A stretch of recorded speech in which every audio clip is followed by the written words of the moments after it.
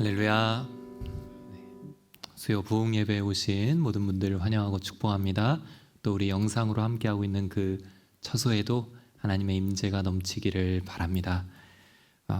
주일 예배와고는 또 다르게 말씀을 마음껏 전할 수 있고, 또 찬양 마음껏 할 수 있고, 또 기도 마음껏 할 수 있는 이 주중 예배들이 또 굉장히 좋은 것 같습니다.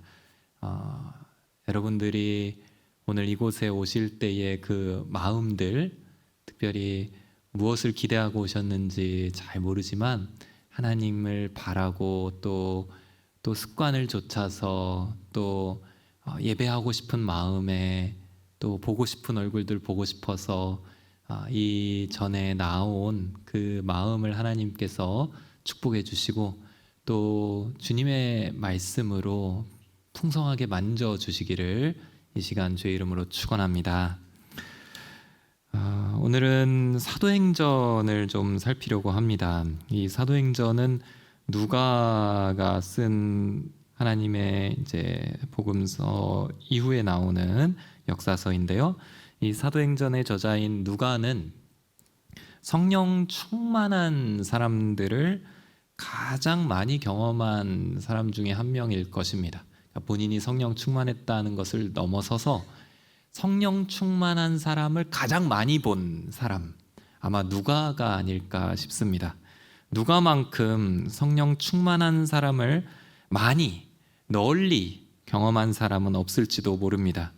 사도 바울 곁을 계속 따라다녔고, 초대교회와 사도들의 모습을 직접 목도하면서 누가는 수많은 그리스도의 증인들, 성령 충만한 사람들을 만나고 또 옆에서 살폈을 것입니다. 그 사람들의 이야기 모음집이 우리가 보는 사도행전입니다. 그런 누가가 이 사도행전에서 성령 충만이라는 관점으로 강조하고 또 강조했던 사람이 있습니다. 어쩌면 성령 충만에 대해서는 사도 바울보다 이 사람을 더 강조하고 있는 것 같습니다. 사도행전에서 충만이라는 단어를 총 12번 사용했는데요, 그 중에 4번을 오늘 말씀드리는 이 사람을 묘사할 때 썼습니다.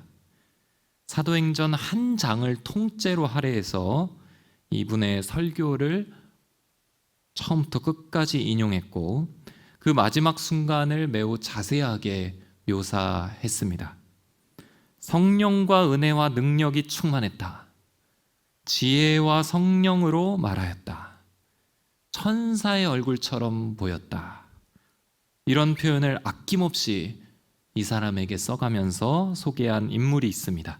바로 오늘 우리가 펼친 이 본문의 주인공 스데반 집사입니다. 사도행전을 보면 누가는 분명히 스데반 집사를 사모하고 또 그 모습들을 강조하고 있습니다. 사도행전에서 그의 마지막은 직접적으로 사도 바울을 소개하는 시작점이 됩니다. 우리가 잘 알듯이 스데반이 순교하면서 돌을 던지는 자들이 옷을 벗어서 맡아준, 그 발 아래 두면서 맞게 한 이가 훗날 바울이라 불리는 사울입니다. 우리가 잘 아는 사도 바울의 등장이 바로 스데반의 순교에서 시작하는 이유는 결코 우연이 아닙니다. 의도적인 연출이죠. 이 부분이 강조되고 있습니다. 굳이 분량을 할애해서 스데반의 순교 장면을 자세히 묘사하고, 굳이 스데반을 그 유명한 사도 바울의 스토리 바로 앞에 놓아서 연결을 했습니다. 지금 성령의 감동으로 사도행전을 써내려가고 있는 누가의 마음속에 스데반의 삶과 그의 설교와 순교가 매우 중요하게 자리 잡고 있다는 것을 보여줍니다. 이 장면은 누가의 마음속에, 그리고 성령의 감동으로 인해서 초대교회사에 남을 매우 귀한 장면이며, 성령 충만한 누군가를 보여주고자 할 때 누가는 스데반을 보여주고자 했으며, 그가 표준이며 모범이 된다고 여기고 있기 때문입니다. 따라서 우리가 이 스데반의 성령 충만을 통해 사도행전에서 보여주는 성령 충만의 원형이 무엇인가를 오늘 살펴볼 것입니다. 스데반의 이 모습을 통해서 우리는 진짜 성령 충만한 사람은 어떠한 모습인가를 사도행전에서 어떻게 소개하고 있는가를 살필 텐데, 그 안에서 분명한 도전을 받기를 주의 이름으로 축원합니다. 첫째로, 고난 속에서 성령 충만하라, 하나님의 말씀입니다. 스데반은 사도들이 기도와 말씀에 전념하기 위해 구제와 봉사의 직무를 맡기려고 교회에서 세운 7 집사 중 한 사람입니다. 오순절 마가의 다락방에서 성령을 받고 초대교회를 이룬 많은 사람들 중에 수천 명이 있었잖아요. 베드로 설교를 듣고 온 사람들, 그 많은 사람들 중에 특별히 지혜와 성령으로 충만하다 이렇게 알려진 사람 7을 뽑았습니다. 그 7명 안에 스데반 집사가 있었습니다. 이게 대단한 영광이죠. 우리 많은 성도들 중에 지혜와 성령으로 충만한 7명을 기도하면서 뽑아 어떤 직분을 그분께 맡긴다면 그 7명에게는 너무나 영광스럽고 귀한 직분이 주어질 것입니다. 스데반 집사가 여기에 뽑힐 자격이 있었던 인물입니다. 누가는 그 사람들 중에 스데반을 더욱 칭찬해 갔습니다. 이 표현들이, 누가가 적고 있는 이 스데반을 향한 표현들이 매우 은혜롭고 영광스러운 표현들이 있습니다. 이게 함부로 붙이지 않습니다. 이런 사람이 우리 곁에 있다면 굉장히 영광스러운 일일 것입니다. 사도행전 6장 8절에 스데반은 하나님의 은혜와 능력이 충만해 사람들 가운데 큰 기사와 표적을 행했습니다. 하나님의 은혜와 능력이 충만했고, 6장 10절에 스데반이 지혜와 성령으로 말하는 것을 모두 당해낼 수 없었다. 15절에 뒷부분에 그때 그의 얼굴은 마치 천사의 얼굴처럼 보였다. 7장 55절에 스데반은 성령으로 충만해 하늘을 우러러 예수님의 하나님 오른편에 서 계신 것을 보았다. 은혜와 능력이 충만했고 지혜와 성령으로 말하고 천사의 얼굴처럼 보이고 성령으로 충만해 예수님의 하나님 보좌 우편을 보게 되고, 예수님 외에 사실 누가가 이 정도까지 묘사한 인물은 없습니다. 스데반에 대해서만큼은 굉장히 영광스러운 표현을 직접 써가면서 이 노년의 사도행전을 쓰고 있는 이 누가의 삶에도 여전히 스데반 집사는 깊이 각인된 존재임에 틀림이 없었습니다. 스데반은 참으로 충만했던 사람입니다. 저는 오늘 저녁에 저와 여러분들이 이러한 은혜로 충만해지기를 주의 이름으로 축원합니다. 그냥 은혜가 아니라 그냥 은혜 받았어 이 정도가 아니라 차고 넘치는 스데반에게 주셨던 이 은혜가 오늘 우리의 것이 되기를 주의 이름으로 축원합니다. 풍성하게 부어주시기를 바랍니다. 그런 스데반이 이렇게 성령 충만해 있었죠. 그럴 때 어떤 일이 벌어지는가, 오늘 우리가 살펴볼 포인트입니다. 그것은 비방과 회방과 박해와 고난입니다. 다시 한번, 성령 충만할 때 비방과 회방과 박해와 고난이 있다, 이렇게 사도행전이 소개해 갑니다. 뭔가 이상하시죠? 우리의 생각과는 사뭇 다릅니다. 성령으로 충만하고 주님의 지혜와 능력이 우리 안에 가득하면, 그것이 넘쳐 흐르는 정도가 되면 우리 주변에 벌어지는 일들도 승리와 형통이어야 하고 세상을 당당하게 맞서서 소위 잘 풀리는 그런 은혜의 간증들이 우리 삶에 차고 넘쳐야 할 것 같은데, 지금 성령 충만한 스데반에게 주어지는 것은 갈수록 어려워지고 반대와 회방이 많고 안 풀리는 느낌이 계속되고, 그러한 회방의 삶이 스데반에게 펼쳐지는 것입니다. 하나님은 사도행전에서 가장 성령 충만한 사람 앞에 일부러 우리가 보고 마치 우리가 일부러 보라는 듯이 이런 고난길을 두고 계시는 것입니다. 먼저 스데반이 성령 충만해서 큰 기사와 표적으로 교회의 일들을 감당합니다. 여러 가지 이제 교회의 일들을 맡겼겠죠. 그리고 그것들을 감당하는데 큰 기사와 표적들이 나타납니다. 아시아 각지에서 몰려든 자유인의 회당에 속한 유대인들, 그 유대인들이 그때 되니까 스데반과 논쟁을 벌이기 시작합니다. 넌 왜 그러느냐? 이건 어디서 그렇게 되느냐? 이 근거가 뭐냐? 네가 지금 이 기적을 하는 이유는 무엇이냐? 막 논쟁을 막 하게 됩니다. 그런데 너무 성령 충만하니까 이 지혜를 감당해낼 수가 없습니다. 그들이 도저히 감당해낼 수가 없습니다. 그러면 수긍을 하고, 야, 이 사람은 진짜 하나님의 사람이구나, 내가 이 사람의 말을 따라야겠다, 이렇게 되는 게 아니라 사람들이 돈 주고 사람을 사서 이 사람을 고발하게 합니다.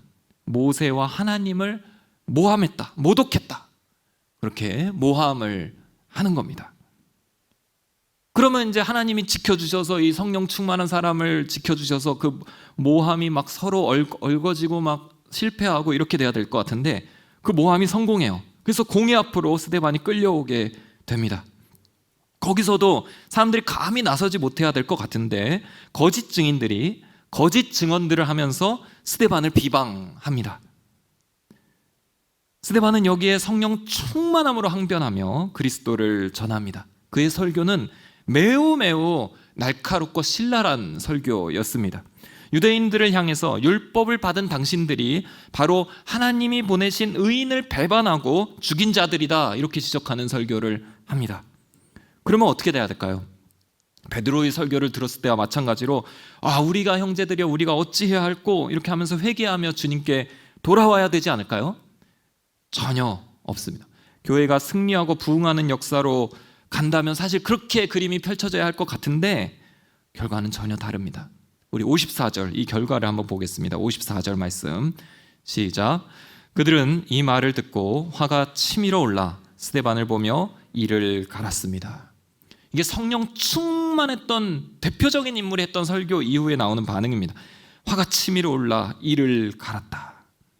이 스데반을 향한 반감이 심상치 않습니다.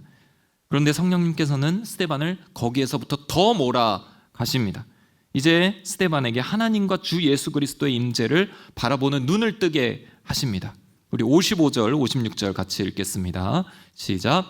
그러나 스데반은 성령으로 충만해 하늘을 우러러 하나님의 영광과 예수께서 하나님의 오른편에 서 계신 것을 보고 이렇게 외쳤습니다. 보십시오, 하늘이 열리고 인자가 하나님의 오른편에 서 계신 것이 보입니다. 이 순간에 눈을 여셔서 예수 그리스도를 보게 하셨습니다. 그리고 그것을 증언했어요.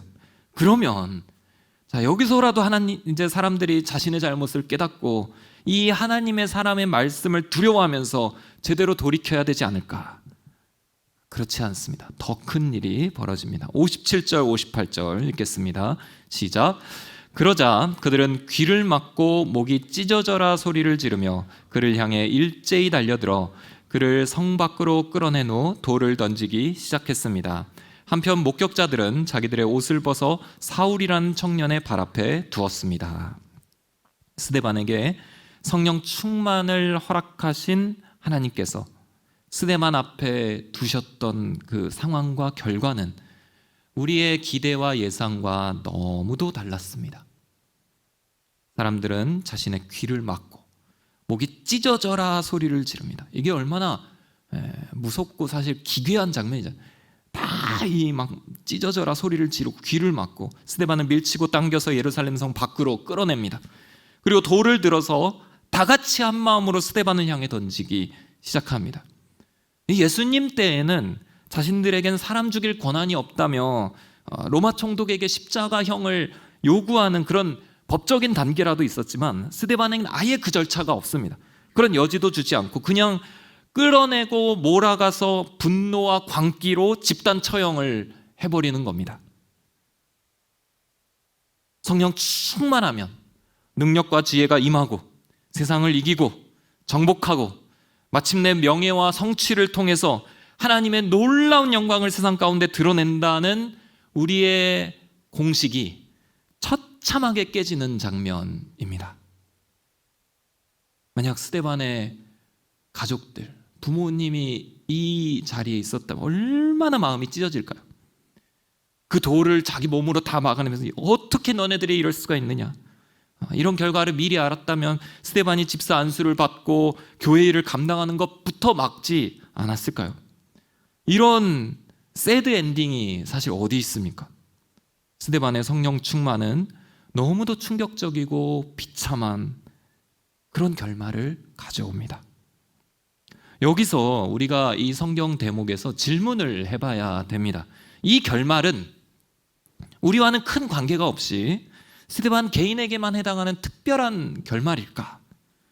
아니면 지금 이 대목이 모든 크리스찬들이 보면서 도전받고 교훈 삼아야 할 어떤 부분이 있는 걸까? 후자입니다. 후자예요. 모든 성경은 우리와 다 관계가 있습니다. 관계 없는 부분이 없습니다. 그런 관계가 없다면 아예 적히지도 않았겠죠.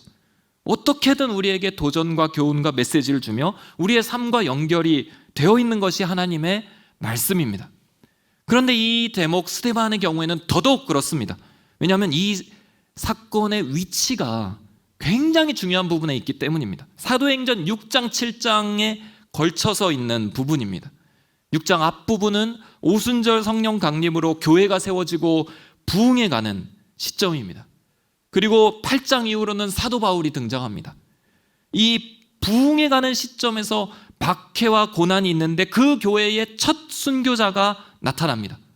단순히 평범한 시간적 흐름으로 진행된 서술이 아니라 교회가 어떠한 곳인지, 그리스도인은 어떠한 자들인지, 성령 충만한 사람은 어떠한 삶을 살게 되는지 처음으로 소개해주는 장면에서 지금 우리는 스데반의 이 삶과 죽음을 보고 있기 때문입니다. 이 부분은 매우 중요한 의미와 적용점이 오늘날 교회에 있습니다. 사도행전에서 이 부분은 교회와 성도의 삶의 첫 모습, 그 원형을 소개하는 부분입니다.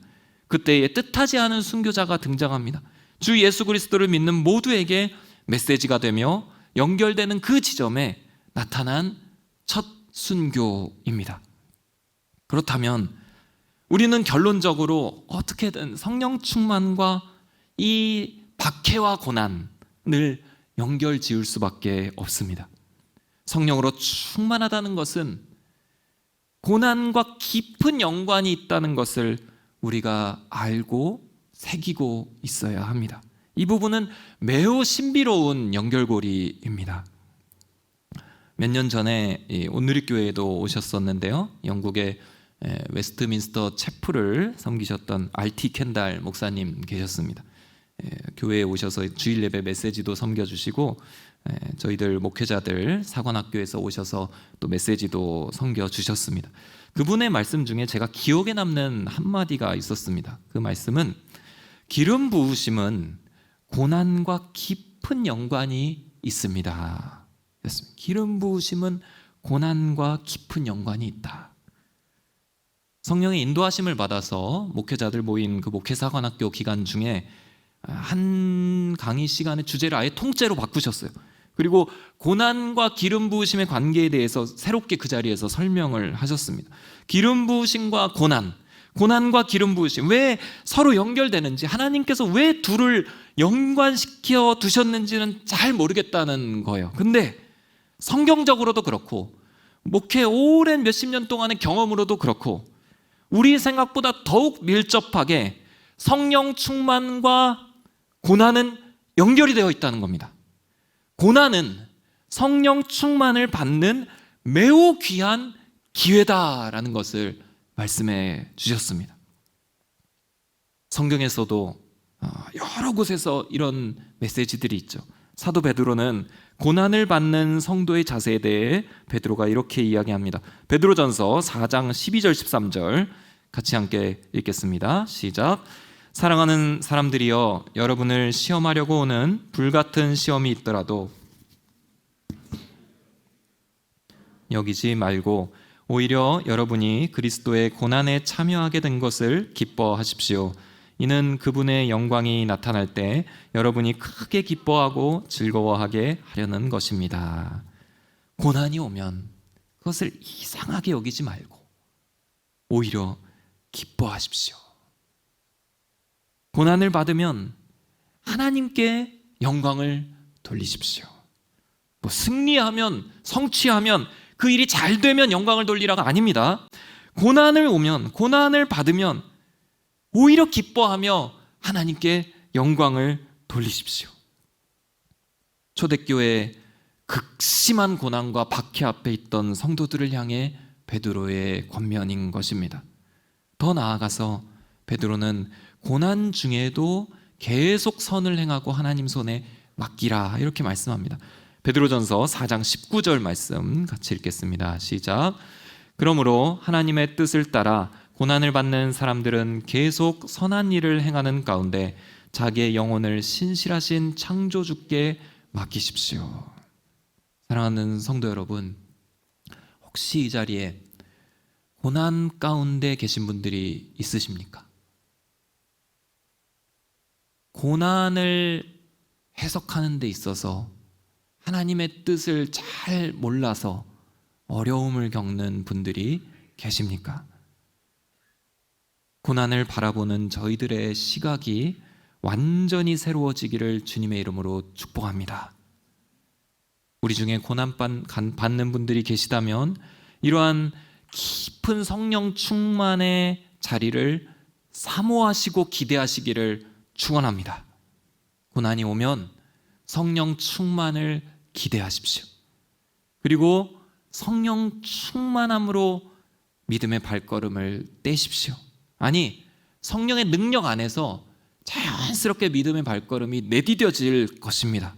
우리가 할 일은 이 성령 충만과 고난의 깊은 연관 관계를 기억하고 성령의 기도에 우리 자신을 내어 맡기는 것입니다. 다시 한번 고난 속에서 성령 충만하시기를 주의 이름으로 축원합니다. 오늘 말씀 두 번째는 성령 충만해서 주님을 본받으라입니다. 고난 가운데 성령 충만하고 또 성령 충만해서 주님을 본받으라. 스데반이 이 성령 충만의 절정을 지금 향해 가고 있죠. 이 성령 충만의 절정에서 보여준 모습이 있습니다. 우리가 이 부분을 깊이 묵상할 필요가 있는데요. 59절과 60절 말씀 우리 함께 읽겠습니다. 시작. 그들이 돌로 칠 때 스데반은 주 예수여 내 영혼을 받아주소서라고 기도했습니다. 그러고 나서 스데반은 무릎을 꿇고 큰 소리로 주여 이 죄를 저 사람들에게 돌리지 마소서라고 외쳤습니다. 이 말을 끝낸 후 그는 잠들었습니다. 이제 순교하는 거죠. 순교 직전에 스데반이 두 마디를 남깁니다. 주 예수여 내 영혼을 받아주소서. 주여 이 죄를 저 사람들에게 돌리지 마소서. 이 두 마디가 스데반이 남긴 유언 같은 두 마디입니다. 어디서 많이 본 듯한 느낌이 있지 않습니까?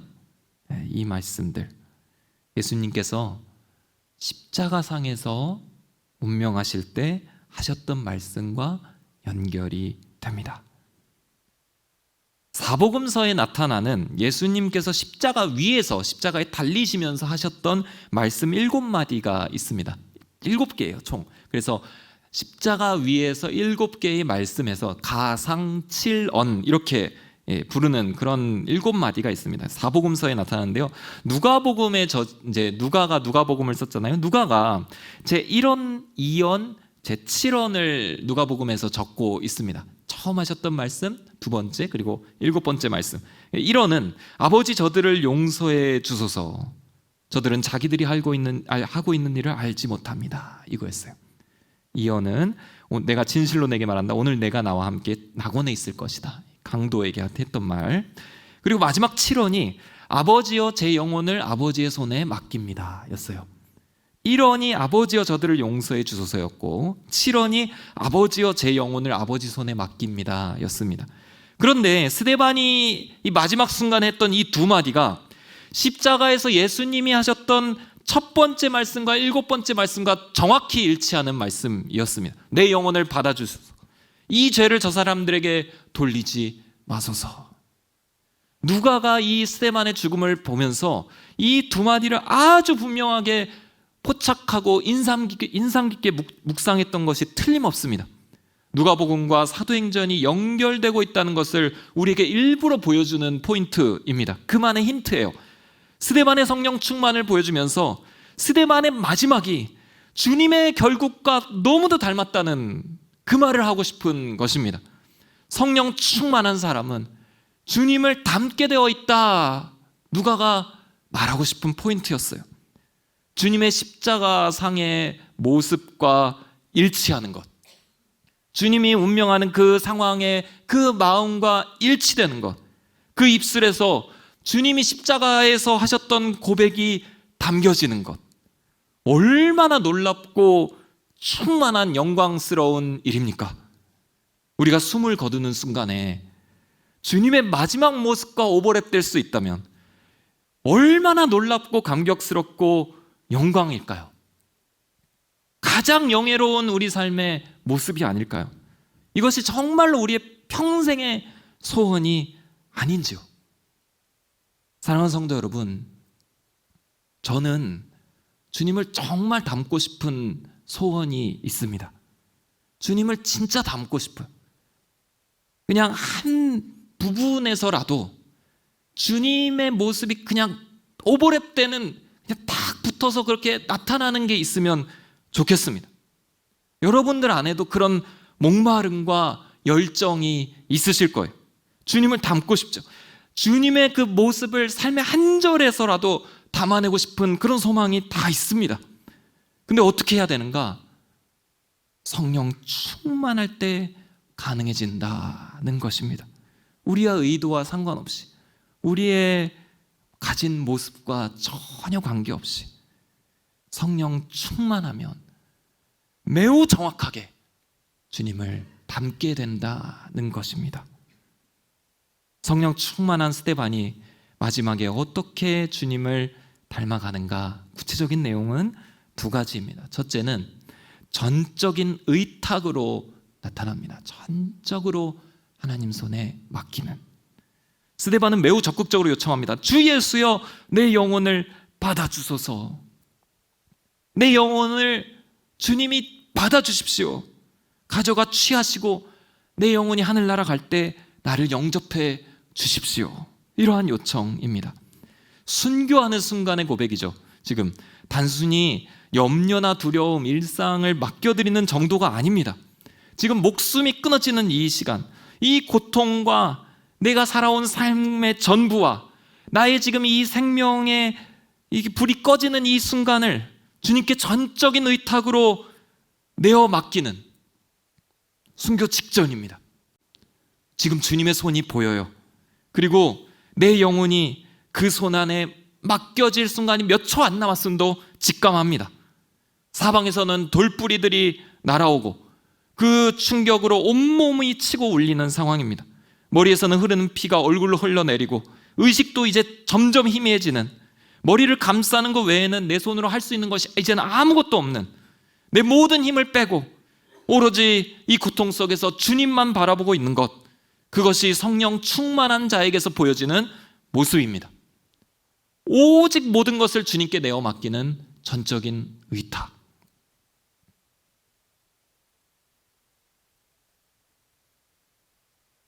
제가 청년 때에 청년부 부흥회가 있었습니다. 그때 한 목사님이 제가 다니던 교회에 강사로 오셨어요.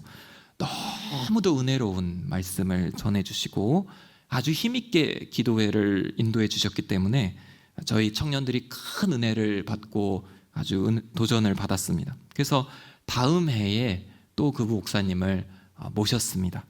그런데 목사님 원래 풍채가 굉장히 건장하신 좋은 분이셨거든요. 근데 다음 해에 오셨는데 너무도 마른 모습으로, 아주 야여있는 병색이 짙은 모습으로 오신 거예요. 알고 보니까 그 한 해 동안에 그 젊고 건장하셨던 목사님이 구강암 말기 판정을 받으신 겁니다. 그래서 항암과 투병을 하시면서 그 입술에, 입안에 있는 세포들을 또 제거하고 그 안에서 항암을 또 하고, 또 막 말도 막 겨우 말도 안 되는, 말도 잘 안 나오는 그런 상황 가운데서 겨우 혀를 잘 풀어갖고 올라오셔서 다시 한번 강단에 서셨습니다. 목사님께서는 은혜로운, 너무도 은혜로운 전해보다 더욱더 강력한 말씀을 선포하시고 내년에 또 보자, 내년에 또 보자. 그때는 우리 회개하지 말고 주님의 행하심을 춤추며 같이 찬양하자, 이렇게 말씀하셨습니다. 그런데 하나님께서는 목사님을 그 해에 데리고 가셨습니다. 목사님은 마지막 병상에서 주님과 아주 깊은 씨름을 하셨어요. 질문은 단순했습니다. 도대체 이 순간 무엇이 가장 목사다운 모습인가? 지금 너무도 연약하고 고통스럽습니다. 아무것도 인간적으로 뭔가 내가 할 수 있는 것이 아무것도 없고 병상 위에 있을 뿐입니다. 그저 신세만 지고 있고 교회에도 그저 사랑의 빛만 지고 있는, 어떻게 해야 이 순간에 목사다운 모습으로 있을 수 있을까? 이 고민으로 주님과 계속 씨름을 하셨다고 들었습니다. 그리고 마지막 순간에 답을 찾으셨는데, 제가 전해 들은 답은 아무것도 할 수 없는 지금 이 모습이 가장 목사답고 예수님을 닮은 순간이다. 이게 목사님의 답이셨어요.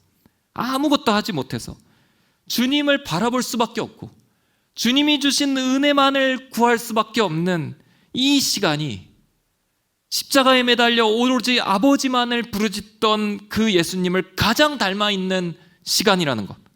내 의지와 힘이 하나도 없고 하나님의 은혜만을 바라보고 의탁하던 그 순간이 가장 목사답고 예수님을 닮아 있던 시간이었다는 것입니다.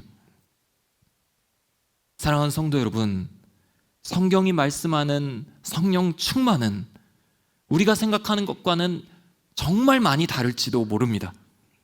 우리가 어찌할 수 있는 힘이나 능력으로 충만하 있는 그것이 성령 충만이 아닐 수 있습니다.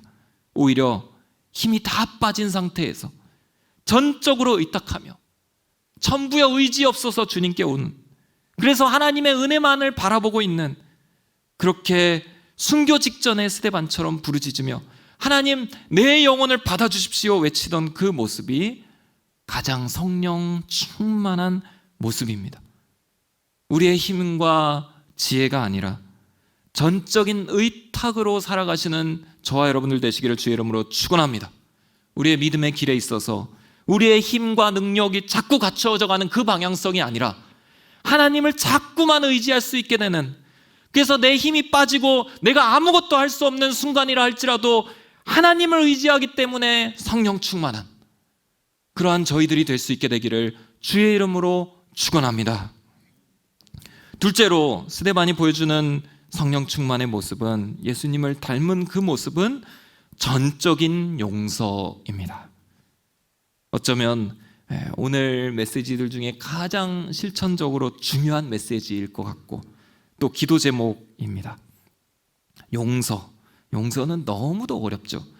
우리의 이기적인 본성을 완벽하게 거스르는 일이기 때문입니다. 내게 큰 상실과 상처를 주었던 사람을 용서하는 것은 우리가 모든 것들 중에 가장 하고 싶지 않은 일일 것입니다. 그러나 성경은 보란듯이 용서를 강조합니다. 주님께서는 친히 우리의 삶에 용서를 명령하십니다. 7번씩 70번이라도 용서하라, 주님 말씀하십니다. 주님께서는 하나님께 무참히 십자가에 못 박는 로마 군인을 용서해달라고 간절히 기도하셨습니다. 용서가 갖는 가치와 힘이 그만큼 크기 때문입니다. 우리의 삶에 용서의 그 힘을 경험하게 하시는 것, 그것이 하나님의 뜻입니다. 이로 인하여서 하나님의 나라를 우리 관계 속에서 이루어 가시는 것, 그것이 하나님의 계획입니다. 스데반의 죽음이 이 용서와 맞닿아 있습니다. 이 성령 충만한 분은 순교하면서 용서를 구하셨습니다. 막 얼마나 말도 안 되는 끔찍한 상황입니까? 내가 뭘 잘못했길래 지금 니네들이 나한테 돌을 던지느냐? 돌 던진 거 하나 딱 맞고 다시 던지면서 이 원수들 같은 놈들, 이 나쁜 놈들, 내가 이 원수를 절대로 잊지 않겠다, 죽어서라도 이 원수를 갚겠다, 이를 악물고 외치는 그런 모습이 아니었습니다. 큰 소리로 주여 이 죄를 저 사람들에게 돌리지 마소서 기도하고 숨을 거둡니다.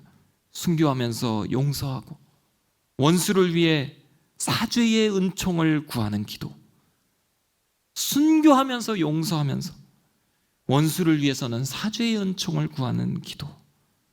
이 기도는 어떠한 의미를 우리에게 가르쳐 주는가?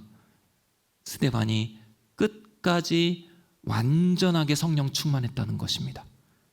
완전하게 마지막 순간까지 성령 충만했다는 것입니다. 완전한 충만, 인간적인 생각 따위가 감히 섞이지 않은 순전하고 거룩한 충만이었고, 이것이 우리에게도 가능하다는 것을 보여주는 말씀입니다. 모든 심판하는 권세, 죄를 사하는 주권은 오로지 주님께 있음을 인정합니다. 그리스도와 완전히 연합한 상태에서 나에게 이를 갈고 소리를 지르며 밀쳐내서 성 밖으로 끌어내 돌을 던지는 저들을 용서할 수 있는, 그 용서를 원하고 그 용서를 오히려 하나님께 기도할 수 있는 넉넉하고 단단하고 순전한 성령 충만이 스데반에게 끝까지 주어졌던 것입니다. 저는 이 용서를 위한 넉넉하고 단단하고 순전한 마음이 우리 안에서 끝까지 부어지기를 주의 이름으로 축원합니다. 하나님께서 우리에게 이 용서를 허락하여 주셔서 우리가 마지막 순간까지 하나님을 닮은 그 용서의 기도로 나아갈 수 있게 되기를 축복합니다. 말씀을 정리하고 기도하겠습니다. 오늘 우리는 교회사의 첫 번째 순교를 살폈습니다. 쓸쓸하거나 비참하거나 실패를 했거나 어떤 황망한 그 젊은이의 너무나 가슴 아픈 그런 죽음이 절대로 아닙니다. 이것은 가장 성령 충만한 모습을 보여주는 장면입니다. 오롯이 주님을 닮아 있는 그러한 분은 그 상태로 영광스럽게, 성경에서는 잠들었다라는 표현으로 하나님 곁으로 갑니다. 이전에 러브 소나타를 섬길 기회가 있었는데요, 특별히 러브 소나타 준비 단계부터, 최초의 준비 단계부터, 기획하는 단계부터 일본으로 답사를 가서 현지 목사님들 만나고 인터뷰하면서 영상 준비하고 기도하고 또 일본 교회와 기독교에 대해서 이야기를 많이 들었던 적이 있었습니다. 일본에서는 기독교 인구가 채 1%가 되지 않습니다. 1%가 안 돼요. 꽤 있는 것 같죠? 많이 우리가 듣고 일본 교회를 위해 기도하니까. 근데 1%가 안 됩니다. 우리보다 복음이 먼저 전해지고 더 많은 순교의 피가 있던 땅입니다. 그런데 1%가 되지 않아요. 이상한, 우리로서는 사이비 종교들 있잖아요. 저런 거 믿는 게 신기하다 싶을 그런 종교, 오히려 그 땅에서는 기독교 인구 정도의 비율이 된다고 합니다. 그런데 기독교는 유난히 안 믿어요. 받아들이는 비율이 너무도 낮아요. 왜 그런가요? 이걸 물었어요. 일본 목사님들 또 신학교 분들에게 물었습니다. 왜 그런가요? 왜 기독교는 이렇게 안 들어가나요? 대답이 너무나 가슴 아팠습니다. 일본에서는 이 기독교가 저주받은 종교라는 인식이 있기 때문입니다. 계속적이고 수많은 몇백 년에 걸친 조직적이고 강력한 핍박이 사람들 앞에서 이루어졌기 때문에 기독교를 믿으면, 예수를 믿으면 가문이 멸망하고 인생이 비참해진다는 인식이 강하게 깔려 있다는 것입니다. 지금 이 시대에도 실제로 그런 땅이 있다는 것이죠. 우리는 대체 어떻게 이 땅을 향해서 나아가고 기도하고 선교해야 될까요? 무엇으로 그 영혼들의 복음의 문을 열 수 있습니까?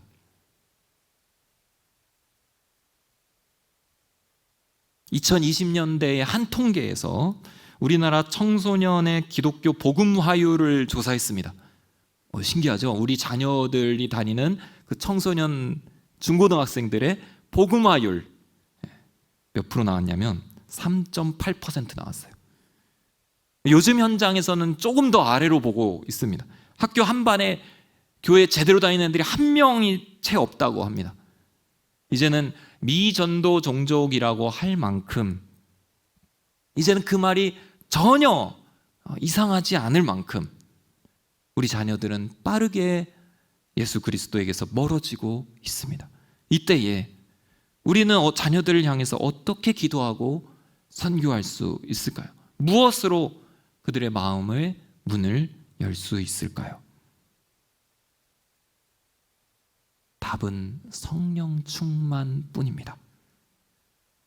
그것도 성경에 나오는 진짜 성령 충만을 우리가 보여주는 것입니다. 그 박해의 시대에 이 순교자들이 보여주었던 성령 충만을 우리의 삶에 가져다가 붙여넣는 것입니다. 이 예수님을 닮은 스데반을 우리가 담는 것입니다. 그 스데반이 오늘 두 가지를 보여주는 고난과 전적인 의탁과 용서, 우리의 일상과 아주 밀접하게 연결되어 있는 주제들입니다. 그리스도인의 삶은 이런 주제들이 계속 반복되는 것이 우리들의 삶 아닙니까? 항상 고난과 하나님께 맡길 일들과 용서하는 것, 이게 계속 쳇바퀴처럼 돌아가는 게 저희들 신앙입니다. 우리가 어떻게 해야 되는가? 매 순간 성령 충만을 기도해야 됩니다.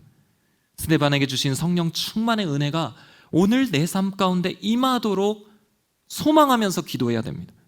스데반에게 부어주셨으니 내 삶에도 주실 것을 기대하고 확신하면서, 예수님께서 말씀하셨죠. 구하는 자에게 성령을 주시지 않겠느냐. 이 말씀 기억하면서 매일매일 초대교회에 그들처럼 진정으로 성령 충만해지기를 기도해야 됩니다. 마지막까지 성령 충만했던 스데반이 오늘 우리에게 도전합니다. 우리의 하루하루는 어떠해야 되는가? 우리는 무엇을 의탁하고 누구를 용서해야 되는가? 저와 여러분들의 삶 속에 성령 충만의 은혜가 가득 부어지기를 축복합니다. 사도행전에 기록된 이 성령 충만의 은혜가 저와 여러분들 것이 되어서 담대하게 또 순전하게 그리스도의 증인으로 쓰임받는 삶 되시기를 주의 이름으로 축원합니다. 우리 찬양 한 곡하고 함께 기도하기를 원하는데요, 예수 닮기를 찬양입니다. 이 찬양 가사 제가 한번 읽어드릴게요. 내 삶의 소망, 내가 바라는 한 분, 예수 닮기를 내가 원하네. 한없는 사랑, 풍성한 긍휼, 예수 닮기를 내가 원하네. 예수 닮기를, 예수 보기를, 예수만 높이길 내가 원하네. 내 평생 소원, 예수 닮기를, 예수만 닮기를 내가 원하네. 오늘 우리의 고백이 되기를 소망하면서 함께 찬양하시겠습니다.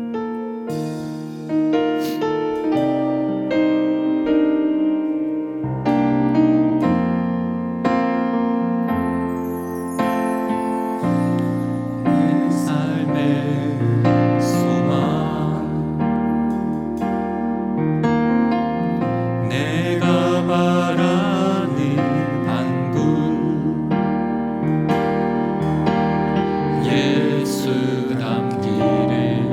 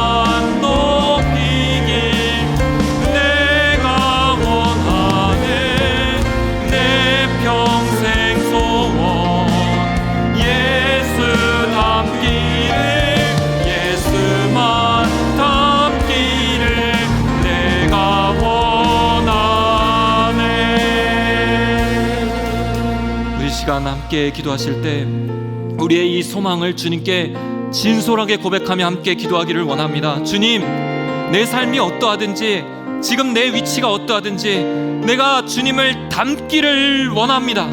주님을 닮아가기를 소망합니다. 그러한 방향성으로 내가 믿음의 발걸음 내딛기를 원합니다. 주님, 이를 위하여서 성령 충만의 은혜를 우리에게 허락하여 주시옵소서.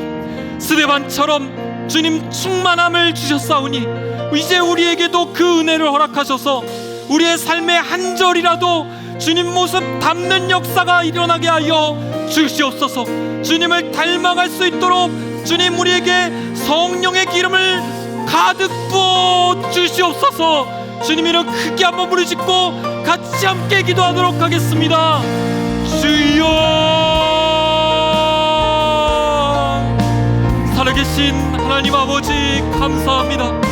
우리에게 하나님을 닮아갈 수 있는 그 길을 보여주셨으니 감사합니다. 이것이 주님을 닮아가는 길이요, 이것이 하나님이 열어주신 길이며 이것이 주님께서 보여주시고 닦아놓으신 길임을, 그 길을 걸어간 의인이 있었음을 알게 해주시니 감사합니다. 아버지 하나님, 우리가 오늘 이 저녁 이 은혜를 간구하며 나아갑니다. 성령 충만한 은혜, 스데반 집사에게 부어주셨던 그 성령 충만의 은혜가 오늘 우리의 삶 가운데 부어질 수 있도록 주여 역사하여 주시옵소서.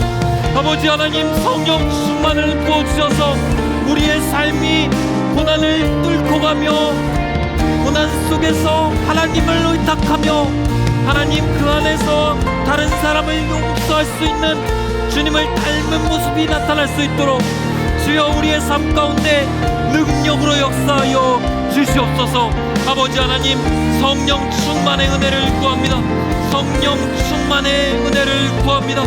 스데반 집사에게 부어주셨사오니 오늘 내게도 부어주시지 않을 이유가 무엇입니까? 주님, 구하는 자에게 성령을 주시지 않겠느냐 말씀하셨사오니 아버지 하나님이 충만한 은혜가 내 것이 되게 하여 주시고 그리하여 나의 삶 속에 주님 닮은 모습이 펼쳐질 수 있도록 주님 역사하여 주시옵소서. 그것을 누가 막을 수 있습니까? 그 하나님의 뜻을 누가 감히 거스를 수 있습니까? 나의 연약함이 그 모든 것을 막을 수 없습니다.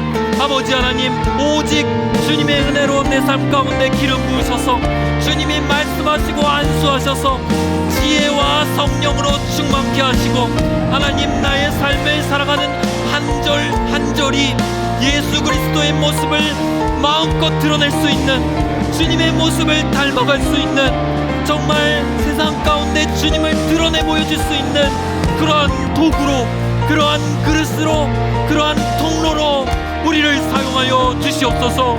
아버지 하나님, 성령 충만을 부어주고자 하시는 영혼들을 찾을 때에 하나님, 우리가 이곳에서 손을 들고 기도하오니 우리의 기도를 기억하여 주시옵소서. 아버지 하나님, 우리의 삶 속에 하나님 다시 한번 주님을 닮는 은혜 있게 하여 주시고 하나님, 그것이 세상의 성취와 어떤 세상의 나의 개인적 탐욕을 이루는 것이 아니라 주님을 닮아가는 길로 자꾸만 들어갈 수 있도록 주님, 나의 믿음의 발걸음을 등을 밀어 주시옵소서. 하나님을 바라보는 가운데서 예수님을 자꾸 닮아가게 하여 주시고 성령 충만을 힘입어 주님의 모습을 드러낼 수 있는 주님의 빛이, 주님의 거울이 되게 하여 주시옵소서.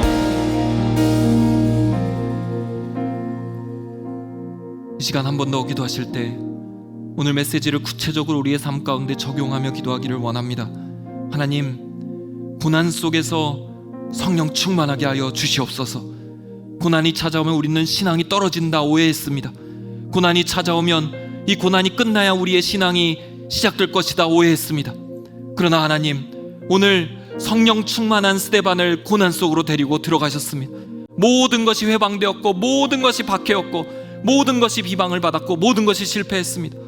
그러나 하나님, 그 안에서 성령 충만한 스데반을 통하여 하나님은 위대한 교회의 역사를 써 내려가셨습니다. 주님, 우리의 삶에 있는 고난이 우리가 성령 충만을 경험할 수 있는 기회가 되게 하여 주시옵소서. 아버지 하나님, 우리 가운데 연약함이 찾아올 때, 우리가 하나님을 의지할 수밖에 없는 순간이 찾아올 때, 하나님, 우리가 성령 충만할 수 있는 절호의 기회라는 것을 기억하게 하여 주시옵소서.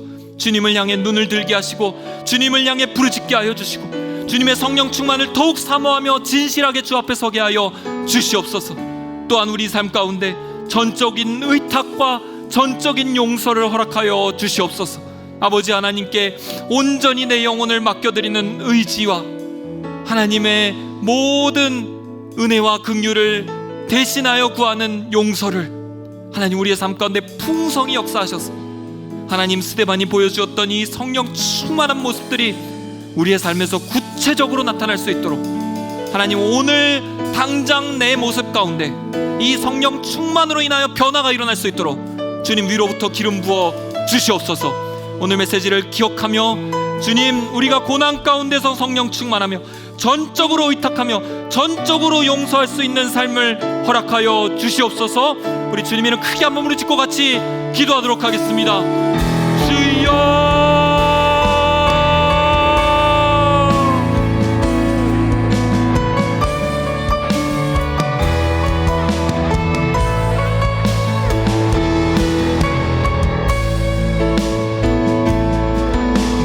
하나님 아버지, 우리의 삶이 진정으로 주님 닮아가기를 원합니다. 아버지 하나님, 말뿐인 성령 충만이 아니라 지식으로 배운 성령 충만이 아니라 이 말씀 안에서 이루어졌던 이 스데반을 향해 실제적으로 역사했던 이 성령 충만의 은혜가 오늘 나의 삶에 실제적인 능력으로 임하기를 간절히 원합니다. 하늘문을 여시옵소서. 용서의 영을 허락하여 주시옵소서. 우리의 관계를 풀어낼 수 있는 하늘의 능력을 더하여 주시옵소서. 원수된 자들을 용서하게 하여 주시고 하나님 우리에게 핍박하고 아픔을 줬던 자들을 용서하게 하여 주시고 저들의 죄악을 저들 위에 돌리지 마소서.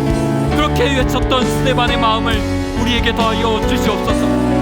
고난을 새롭게 해석할 수 있는 눈이 뜨게 하여 주시옵소서. 아버지 하나님, 고난은 내 영혼을 쓰러뜨리지 못합니다. 고난은 내 믿음을 약하게 하지 못합니다. 오히려 고난은 하나님의 사람들을 더욱더 성령 충만하게 했습니다. 고난을 통하여 하나님의 사람들은 예수님을 닮아갔습니다. 주님, 나에게 있는 이 고난들이 하나님 주님을 닮아갈 수 있는 가장 소중한 도구이오니 아버지 하나님 그 시간들을 사용하여 주시옵소서. 아픔과 한숨과 고통을 사용하여 주시옵소서. 연약함과 괴로움을 사용하여 주시옵소서. 아버지 하나님, 우리의 삶 속에 오는 이 모든 연약함들의 폭풍들을 주님 성령 충만할 수 있는 기회로 사용하여 주시옵소서. 아버지 하나님, 쓰러지지 않게 하여 주시고 아버지 하나님, 넘어지지 않게 하여 주시고 아버지 하나님, 고난 때문에 낙심하여 믿음을 잃는 말도 안 되는 역사가 일어나지 않게 하여 주시옵소서. 오직 성령에 기록된 대로 오직 그 성령 충만한 스데반이 나아갔던 그 길대로 우리를 그 길로 인도하여 주시고 하나님 기뻐하시는 아름다운 모습들이 회복될 수 있도록 주님 우리 안에 속 사람을 새롭게 하여 주시옵소서. 아버지 하나님, 모든 힘을 빼고 주님께 의탁합니다. 아버지 하나님, 말기 암 순간에도 주님을 닮아갈 수 있게 하시니 감사를 드립니다. 십자가에 달리신 주님이 모든 것을 주님을 의탁하는 모습을 보며 하나님 우리도 주님을 닮아갈 수 있는 소망 있게 하시니 감사를 드립니다. 아버지 하나님, 포기하지 않고 주님을 온전히 바라보며 의지하며 의탁하게 하여 주시옵소서. 죄의 모든 유혹들은 떠나가게 하여 주시고 모든 사단의 거짓된 현혹들은 떠나가게 하여 주시고 모든 우울과 다른 유혹들과 또 모든 절망의 파도들이 떠나가게 하여 주시고 고난 속에서 하나님을 의지함으로 기쁨과 감사가 회복되는 거룩한 능력의 역사가 우리의 삶에서 시작되게 하여 주시옵소서. 그러한 능력과 임재를 온전히 경험해가는 여기 계신 모든 성도들이 될 수 있도록 주여 능력으로 붙잡아 주시옵소서.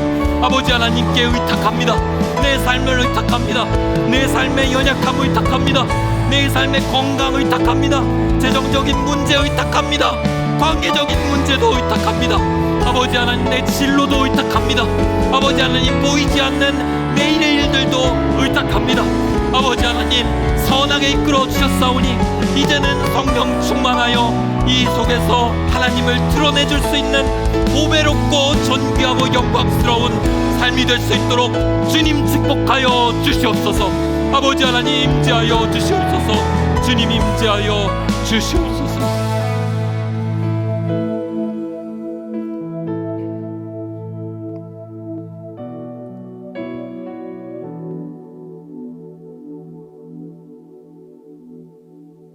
살아계신 하나님 아버지,